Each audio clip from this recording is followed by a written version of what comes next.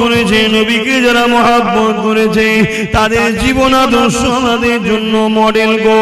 আল্লাহ কোরআনে নবীদের জীবনী আমার নবীকে শুনিয়েছে, বিশ্বের মানুষের কল্যাণের জন্য মেসেজটা রয়ে গেছে। এই দুনিয়ার মানুষেরা আল্লাহর প্রেমিক যারা হবে তাদের জিন্দেগিটা কেমন হয় সে রেখে দাও। ফেরাউন বলে একটা রাজা ছিল, যাকে আল্লাহ পৃথিবীর রাজত্ব দিয়েছে গো। একটা রাজ্য নয়, একটা দেশ নয়, পৃথিবীর সম্রাট ছিল, পৃথিবীর রাজা ছিল। তার এত পাওয়ার ছিল, এত শক্তি ছিল। সেই শক্তি পাওয়ার নিয়ে সেই নিজে একদিন নিজেকে খোদাই দাবি করে বসলো। সেই খোদাই দাবি করে দুনিয়ার মানুষকে তার দাসত্বের গোলাম বানাতে লাগলো।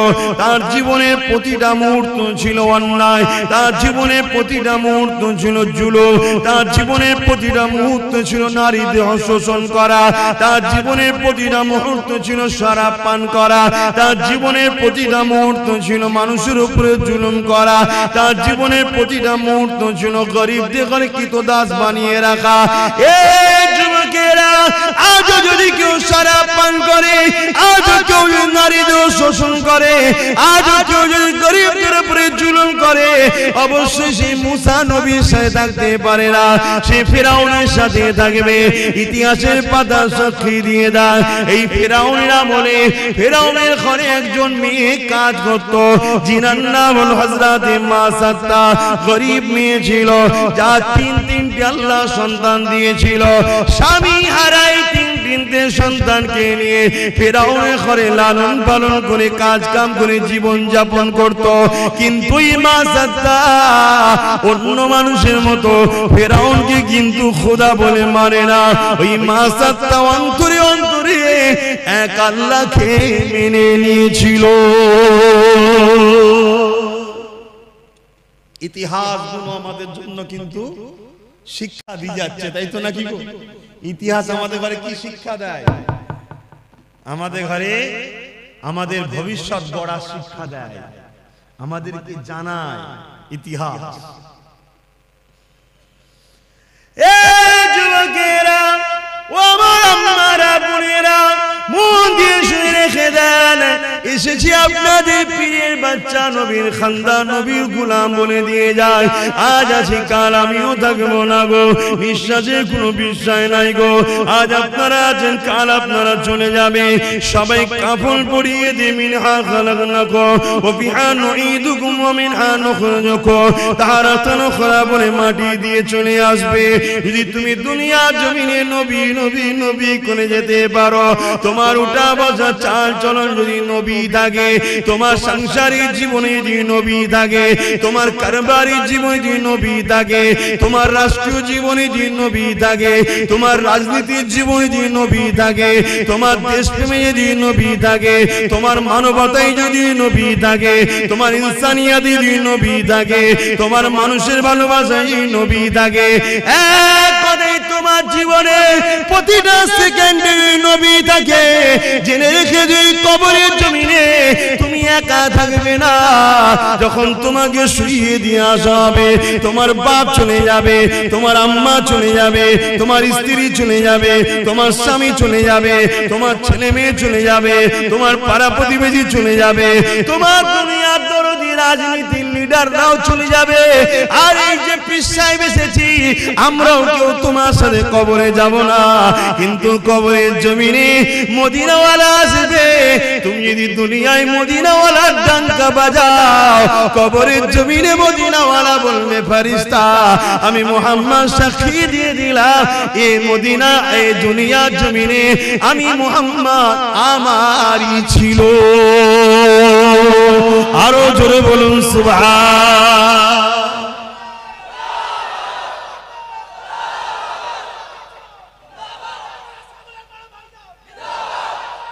আল্লাহু আকবার। 15 থেকে 50 35টা বছরের জিন্দেগির জন্য জাহান্নাম কিনে নেবেন না আমার সোনার ভাইরা। করো, ব্যবসা করো, কারবার করো, কি বলো, সমাজ সেবা করো, অর্থনীতির সেবা করো, মানুষের পাশে দাঁড়াও, রাষ্ট্র পরিচালনা করো, সব করো, কিন্তু কোনটা করলে আল্লাহ খুশি, কোনটা করলে রাসূল খুশি, এটা মাথায় রাখো। কোনটা করলে আল্লাহ খুশি, রাসূল খুশি, ওটা করো। আর ইসলাম একটা কমপ্লিট জীবন ব্যবস্থার নাম। ইসলামে শুধু নামাজ রোজা হজ যাকাতের মধ্যে সীমাবদ্ধ করবেন না। ইসলাম বা কোরআনে এমন কোন জিনিস নাই যে যার সমস্যার সমাধান নাই। যুবক শোনো, ভাই আমার, যুবতী বোনেরা শোনো, তোমার মতো হাজারো লাখো যুবক যুবতী এই দুনিয়া থেকে কবে চলে গেছে? যুবক বয়সে, যুবতী বয়সে চলে গেছে। তোমার মতো হাজার হাজার যুবক মদ খেয়ে রাস্তার ধারে টলে টলে পড়ে আছে। তোমার বয়সে হাজার হাজার বোন বিধবা হয়ে যায়, ফুটপাতে পড়ে আছে বা নিজের শরীরকে বিক্রি করে পেট চালাতে হচ্ছে। তা থেকে আল্লাহ ভালো রেখেছে না রাখেনি? শুকরিয়া আদায় করো, আল্লাহর নেমো হারামি হয়ো না। শুকরিয়া আদায় করো যে আল্লাহ আলহামদুলিল্লাহ অনেক ভালো আছি। তো সেই আল্লাহকে ভুলে যেও না। তিনি কি চায় তোমার থেকে? বান্দা আমায় একটু সেজদা দে, রুকু দে, আর আমার হাবিবের কথা অনুযায়ী চল, অন্য কারো কথা শুনিস না। সব ধোঁকা। আমার হাবিব তোদের আপন। জোরে বলো সুবহানাল্লাহ। এটা আমি বলিনি, আল্লাহ বলছে। এ কথা বলা যাবে তো নাকি? এ কথাও বলা যাবে না। তবে আগামী দিন ধর্মীয় আলোচনাও সমস্যা হবে, সেই সিচুয়েশন তৈরি হচ্ছে। বাপেরা, নওজওয়ানেরা, যুবকেরা, মন দিয়ে শোনো, পরিবর্তন আবার চেষ্টা করো। কেননা এই দুনিয়াতে আমার আপনার জন্য পরীক্ষা জায়গা। আখিরাতের জমিনটা বড় কঠিন হবে। ওই কবরের জমিনটা যদি তোমার রাসূলের না হয়ে যেতে পারো, ওই কবরের জমিনে আল্লাহ বা 99টা করে সাপ দেবে গো। ওই কবরের জমিনে দেখা যাবে জাহান্নামের একটা গর্ত হয়ে যাবে গো। এ যুবকেরা, দুনিয়ার জমিনে যদি সামান্য একটু আগুনে হাত লেগে যায়, সঙ্গে সঙ্গে যদি হাতটা টেনে এলাও, তার জ্বলনটা মাসকে মাস থাকতে থাকে, তার কষ্টটা বলার মতন এত কষ্ট হতে থাকে। দুনিয়ার যে আগুন দেখছো, ওই আগুনটা জাহান্নামের আগুনের কাছে তো বড় পেন নাই গো। জাহান্নামের আগুনকে 70,000 বার ধোয়ার পরে তারপরে আগুনটা তৈরি হয়েছে গো। এ যুবকেরা, গল্প বলতে আসেনি গো। এরকম একটা একটা করে কত যুবক চলে গেছে, একটা একটা করে কত যুবতী চলে গেছে গো। তোমার যৌবনটাকে আল্লাহর বিরুদ্ধে লাগাও না গো। তোমার এই ক্ষমতাটাকে রাসূলের বিরুদ্ধে লাগাও না গো। তোমার এই ক্ষমতাটাকে মিথ্যার পক্ষে লাগাও না গো। তোমার এই ক্ষমতাটাকে আল্লাহর ঘরের বিরোধীকারীদের পক্ষে লাগাও না গো। এ যুবকেরা, রূপ যৌবন আল্লাহ দিয়েছে, বুড়িরা রূপ যৌবন আল্লাহ দিয়েছে, এটা আল্লাহর রাস্তায় লাগাও, আল্লাহর রাস্তায় খরচ করো। কারণ এই যৌবন বেশি দিন নয়, আবার তুমি বার্ধক্য হয়ে যাবে। এই বয়সে যদি বেশি বেশি করে ইবাদত করো, আল্লাহকে সিজদা দাও, রোজা রেখে রেখে জিন্দেগি কাটা, কোরআন তেলাওয়াত করে করে যদি কাটা, রাসূলের মাহফিলে গিয়ে গিয়ে যদি কাটা, হালাল ইনকাম করে করে যদি কাটা। কারণ হালাল ইনকাম করাটাও ইবাদত। গরিবের তিনদেরকে দান খায়রাত করে করে যদি কাটা। কোন মানুষ বিপদে পড়েছে, তাকে অর্থ যদি দিতে নাও পারো গো, শরীর দিয়ে মেহনত করে তার যদি সহযোগিতা করতে পারো গো। এ যুবকেরা, মনে রেখে দিও, কাল কিয়ামতের ময়দানে এত কঠিন জায়গা হবে। কি মনে করছো দুনিয়ায় সব জায়গায় দাদাগিরি দিয়ে পার হয়ে যাবে? লাঠির জোর আছে, প্রশাসনের জোর আছে, নেতার জোর আছে, সব জোর দেখে দুনিয়ায় চলে যাচ্ছ। মনে রেখে দিও, আখিরাতে দেখাবে মনে করে রেখেছো না বন্ধু না। আল্লাহ কিয়ামতের দিন বলবে জাহান্নামকে, এ ফেরেশতা যা আমার জাহান্নামকে নিয়ে জার্সির পাশে বা 70,000 জিনজিল দিয়ে আল্লাহ জাহান্নামকে বাঁধাবে। আল্লাহ পাকের এক একটা জিনজিলেতে ওই জিনজিলে 70,000 বাঁধা হবে। এক একটা জিনজিলে 70,000 করে ফেরেশতা ধরে রাখবে, জাহান্নামকে ধরে রাখতে পারবে না গো। লম্বা লম্বা যে পার করে গুনাহগার করে ধরতে যাবে গো। ওই জমিনে আদম নবীও নফসি নফসি বলবে, মুসা নবীও নফসি নফসি বলবে, ঈসা নবীও নফসি নফসি বলবে। এ যুবকেরা, তাহলে তোমার আমার কি দশা হবে সেদিন? আল্লাহ দোস্তরা, আল্লাহ নবীরা, তারা যদি নফসি নফসি করে, তোমার আমার দশা কি হবে? দাদাগিরি বেরিয়ে যাবে, মস্তানি বেরিয়ে যাবে, রক্তের গরম কেটে যাবে। ওই দিনে তোমার আমার কেউ দাঁড়াবে না গো। হ্যাঁ, দুনিয়ায় যদি তুমি নবী নবী করো, তোমার চরণে নবী তোমার কথাতে নবী, তোমার লিবাসে নবী, তোমার ব্যবসায়ী নবী, সব জায়গায় যে তুমি নবীকে রাখতে পারো, চিন্তার কোনো কারণ নেই।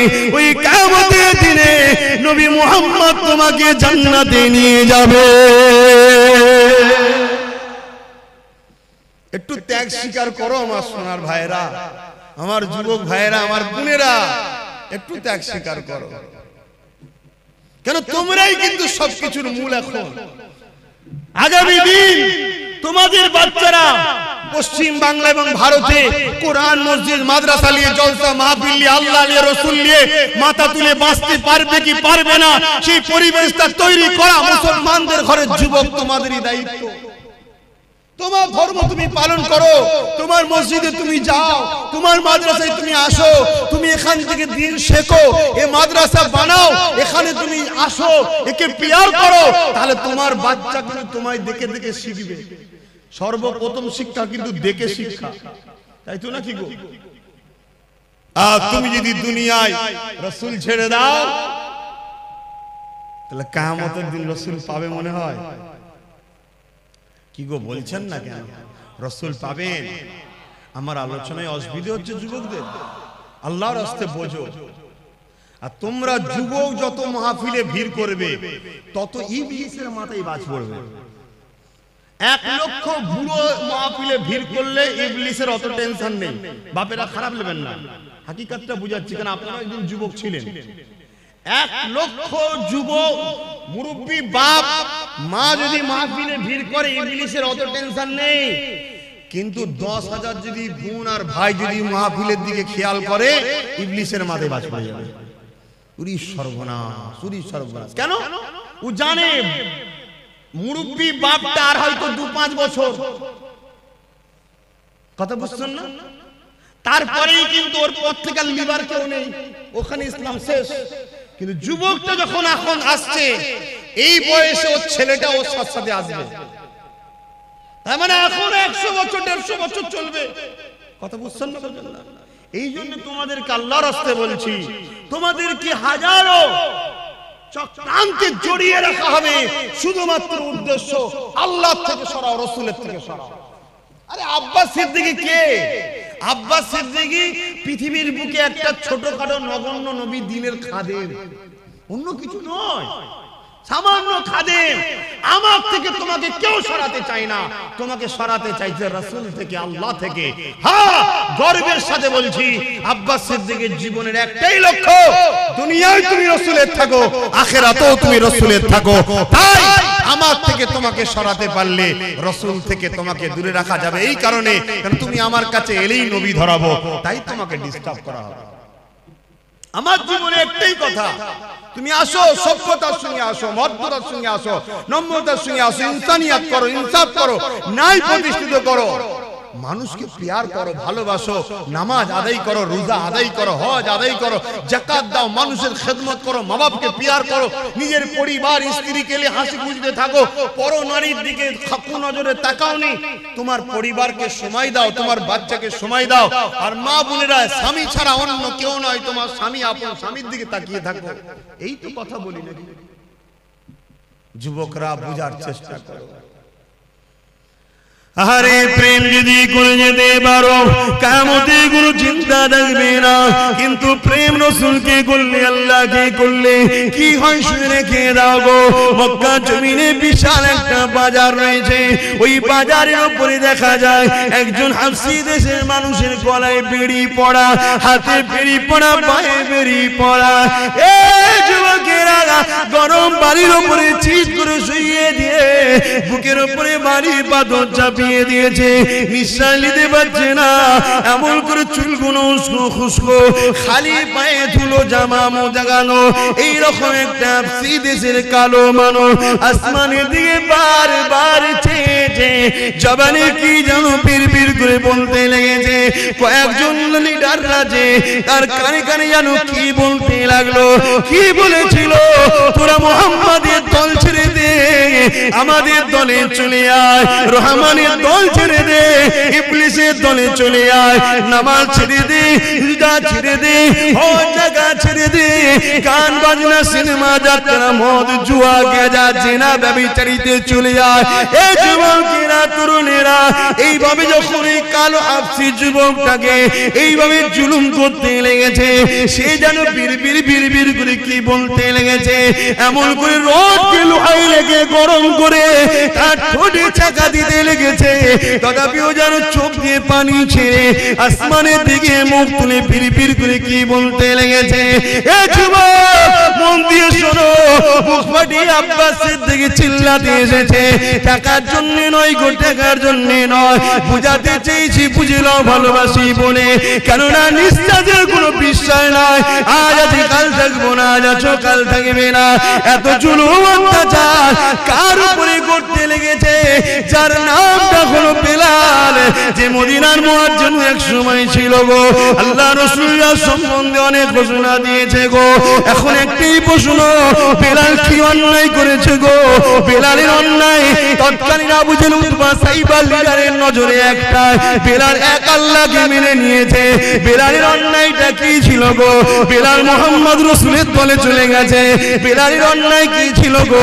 বেলাল মা বাবার সম্মানের পক্ষে গেছে, বেলাল নারীদের অধিকারের পক্ষে গেছে, বেলাল এতিমদের পক্ষে গেছে, বেলাল গরিব অসহায়দের পক্ষে গেছে, বেলাল মদের বিরুদ্ধে গেছে, বেলাল সুদের বিরুদ্ধে গেছে, বেলাল ঘুষের বিরুদ্ধে গেছে, বেলাল দুর্নীতির বিরুদ্ধে গেছে, বেলাল জালিমদের বিরুদ্ধে গেছে। এক কথায় এই জমিনে শান্তি প্রতিষ্ঠিত করবে যে মুহাম্মদের দিকে গেছে, তাই বেলালের উপরে এত জুলুম গো। এখন চিৎকার দিয়ে তোমাদের জানতে চাই, তোমরা যদি আল্লাহর দিকে যাও, রাসূলের দিকে যাও, ইবলিসের চালারা মারবে, জুলুম করবে, কেস দেবে, জেল হবে, জরিমানা হবে, তাহলে তোমরা চিৎকার দিয়ে বলো আল্লাহর দিকে থাকবে না, থাকবে না?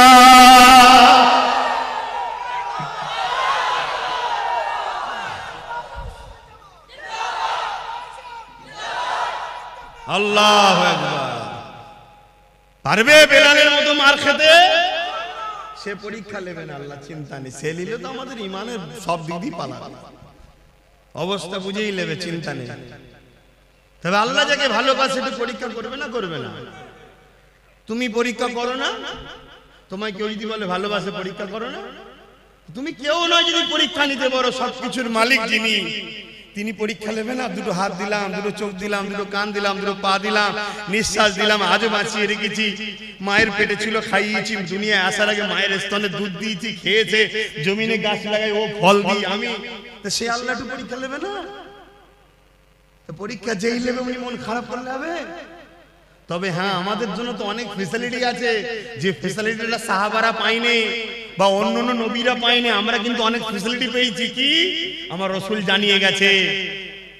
যদি ভয় লাগে অন্তরে অন্তরে মানো, চুপচাপ থাকো, বুঝতে দিও না কাউকে তুমি আল্লাহ মানো, রাসূল মানো, চুপচাপ থাকো। তুমি ন্যায়ের দিকে, সত্যের দিকে, আল্লাহর দিকে, রাসূলের দিকে, ইনসাফের দিকে আছো, কাউকে বুঝতে দিও না, চুপচাপ থাকো। এ তো ফ্যাসিলিটি আগে ছিল না, নবী তো হাদিস বলে গেছে তাই পেয়েছি। কিন্তু তাদের উপরে কি জুলুম হয়েছিল! হ্যাঁ, আজকে এত মা বোন, আহা, আজকে ঘরে কারো অভাব নেই, তারপরও ফিরি পেলে সব ছুটছে, সব ছুটছে, পর্দা জর্দা হয়ে যাচ্ছে। কি গো বাপ, পর্দা করা ইসলামে কি ফরজ? ফরজ কি ফরজ? ফরজে আইন। আমার মা পর্দা করলে সবার মায়ের পর্দা হয়ে যাবে নাকি? না, এত বড় ফরজ, যেখানে জান্নাতের দরজায় লেখা আছে দাইয়ুসু লা ইয়াদখুলুল জান্নাত, দাইয়ুস কোনদিন জান্নাতে যেতে পারবে না। দাইয়ুস কে? যে মুখমণ্ডল, হাতের গাঁটের বাইরের অংশ, পায়ের গাঁটের নিচু অংশ ছাড়া বাকি জায়গাটাকে কোনো অংশই দেখা যায় পরপুরুষের নজরে, ওইটাই হলো দাইয়ুস। ওটা স্বামীর দেখার হক, বাকি জায়গাটুকু নয়। বাকি এই মুখমণ্ডল, হাতের গাঁটের বাইরের অংশ, পায়ের গাঁটের বাইরের অংশ ছাড়া বাকি জায়গা যা আছে স্বামী ছাড়া কারো দেখার হক নেই। কথা বুঝে আসছে? আজকে আমরা কি করছি? এই ওয়াজ করলে আমার মা বোনের হয়তো অনেক মনে করতে পারবে তোমাকে এসব ওয়াজ করতে হবে না, আমার ইচ্ছা আমি যা খুশি করো। মা, ইচ্ছা বলে কিছু নেই, আমার বলে কিছু নেই। আব্বাস সিদ্দিকী যা চিল্লাচ্ছে আব্বাস সিদ্দিকী নয়, জবান দিয়েছে আল্লাহ, আমার নয় গো মা, ব্যবহার করতে দিয়েছে, সময় হবে কেড়ে নেবে। এই হাত আমার নয়, আল্লাহ দিয়েছে। চোখ আমার নয়, আল্লাহ দিয়েছে। কান আমার নয়, আল্লাহ দিয়েছে। এই কিডনি আমার নয়, আল্লাহ দিয়েছে। নিঃশ্বাস যে টানছি আমার ক্ষমতা নয় মা, আল্লাহ দিয়েছে, আল্লাহ দিয়েছে। আল্লাহ মা তোমাকেও সুন্দর করেছে, বোন তোমাকেও সুন্দর করেছে, আল্লাহ বিভৎস করে দেয়নি। অতএব আল্লাহর জন্য চলো, দেখো, শিক্ষা লাও, শিক্ষা লাও। যুবকেরা শুনে রেখে দাও, নারীরা বড় দুর্বল হয়ে গো, নারীরা বড় কমজোর হয়ে গো। তথাপিও পৃথিবীর বুকে আল্লাহর জন্য, নবীর জন্য, আমার রাসূলুল্লাহর উম্মত উম্মতিদের মধ্যে থেকে সব থেকে প্রথম যিনি জান দিয়েছে তিনি কেউ নয় গো, তিনি পুরুষ নয়, তিনি একজন নারী। কি নাম? সবই তো আল্লাহ করে জানো, তো মায়েদের মতো কেন হচ্ছ না? বোন মায়েরা এই মায়েদের মতো। এ যুবকেরা, খুব একটা যে বয়স হয়েছে আম্মা জান সুমাইয়া তা নয়, হালকা বয়স রয়েছে, একটা সন্তানও রয়েছে, স্বামীও রয়েছে। এমন সময় কিন্তু গোপনে গোপনে আমার আল্লাহকে আল্লাহ বলে মেনে নিয়ে, নবীকে রাসূল বলে মেনে নিয়ে হক শান্তি ধর্ম ইসলামে প্রবেশ করেছে। তৎকালীন আবু জিল, উতবা, সাইবা, আবু লাহাব যারা লিডার নেতৃত্ব দিত, এমন করে তারা জুলুম অত্যাচার শুরু করে দিল আম্মা জান সুমাইয়ার উপরে। এই যুবকেরা, তরুণেরা, আব্বারা, আম্মা সুমাইয়ার উপরে কত জুলুম করেছিল। অর্ধ উলঙ্গ করে দুটো ঘোড়াকে নিয়ে এসেছে, আম্মার পায়ে দড়ি বেঁধেছে, ঘোড়ার পায়ে দড়ি বেঁধেছে, ঘোড়াকে ছুট কাটিয়েছে। আম্মা জানের পিঠের কোমরে চামড়াটা ঘিসড়ে ঘিসড়ে গুটিয়ে গুটিয়ে গুটিয়ে কাদের কাছে জড়ো হয়ে গেছে। যুবকরা ভেবে দেখো তো দেখি, সামান্য একটু চৌদা গালে খেয়ে যেতে লেগেছ, তাহলে আম্মার উপরে কি জুলুম হয়েছে। আম্মা এই অবস্থাতেও আম্মার বুকে আবার ভারী পাথর চাপিয়ে দিয়েছে। গরম মরুভূমির বাড়িতে পিঠের গোশত সেদ্ধ হয়ে যাচ্ছে। এই অবস্থাতে বলেছিল, এ সুমাইয়া, আল্লাহর নবীর দল ছেড়ে দে, আমাদের দলে চলে আয়। আম্মা সুমাইয়া বলেছিল, রে জালিম, জান একদিন বেরিয়ে যাবে, কিন্তু আমি আমার আল্লাহ আল্লাহ রাসূলকে ছাড়বো না। এ যুবকেরা, তরুণেরা, আব্বারা, এমন করে এক বল্লম নিয়ে আম্মা সুমাইয়ার অন্তরে আঘাত করে দিল। আম্মার শরীরটা দুটুকরো হয়ে গেল, বুক চিরে কলিজা বেরিয়ে গেল, পিছন থেকে বুক দিয়ে পিঠ দিয়ে বেরিয়ে গেল। এ যুবকেরা, আব্বারা, তরুণেরা, আমার আল্লাহ বা ফেরেশতাদেরকে বলতে লাগলো, এ ফেরেশতারা দেখলে দুনিয়ার জমিনে তোরা বলেছিলিস মানুষ বানাবে না, ফিতনা করবে, ফিতনা করবে। আমার আল্লাহ বলল, ফিতনা করবে আলাদা মানুষ, প্রেম করবে আলাদা মানুষ। আমার প্রেমিক সুমাইয়া প্রমাণ করে দিল, এই জমিনের উপরে যতই সূর্য উঠবে, চাঁদ উঠবে, ততদিন দুনিয়ার মুখে আমার প্রেমিক সুমাইয়ার আলোচনা থাকবে।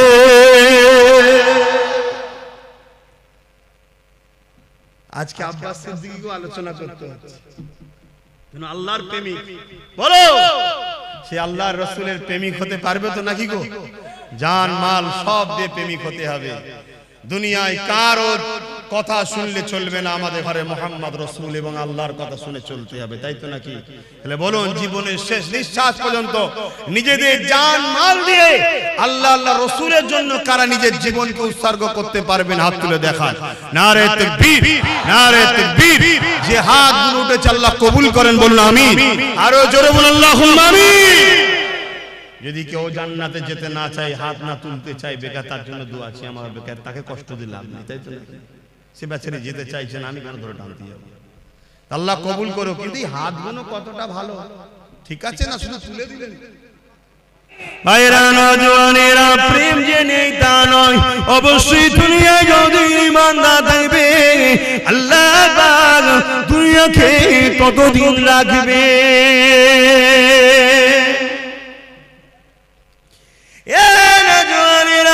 আল্লাহ নবী একদিন কাবা শরীফের পাশে সিজদায় পড়ে যে কাঁদতে লেগেছে। মন দিয়ে শোনেন, মন দিয়ে শোনেন, শুনছেন তো? আল্লাহ নবী দিন দুনিয়া বাসাবিল্লাহ জনাবে মুহাম্মদ রাসূলুল্লাহ সাল্লাল্লাহু আলাইহি ওয়াসাল্লাম নবী আমার কাবা শরীফের পাশে সিজদায় পড়ে কাঁদে আমার আল্লাহ পাক সময় হযরত জিবরাইল সাল্লামকে পাঠিয়ে দিলে হে আমার হাবিবি জান কেন আমার হাবিব কাঁদে জিজ্ঞাসা করে আসুন আল্লাহ সবই জানে জিবরাইলকে জানতে চেয়েছে এবং জিবরাইল আর রাসূলের কথোপকথনে আমরা তো জানতে পারবো তাই পাঠিয়েছে হযরত জিবরাইল সাল্লাম চলে আসলে আমার নবীকে সালাম দিয়ে বলতে লাগলে ইয়া রাসূলুল্লাহ হাবিবাল্লাহ হুজুর আপনি কেন কাঁদেন আল্লাহ পাক জানতে চেয়েছে আল্লাহ নবী বলেছেন জিবরাইল রে হে জিবরাইল অন্যান্য নবীর উম্মতিরা অন্যায় করেছে ভুল করেছে আল্লাহ পাক তাদের উপরে রাগ করে বেজার হয়ে সেই নবীর উম্মতদের ঘরে কম দে ঘরে যেমন আজ জাতি আছে সামুদ জাতি আছে সবাইকে ধ্বংস করে দিয়েছে আমার উম্মতিরা দুনিয়া ধোঁকায় পড়ে শয়তানি খেয়ালে পড়ে অন্যায় করে ফেলবে ভুল করে ফেলবে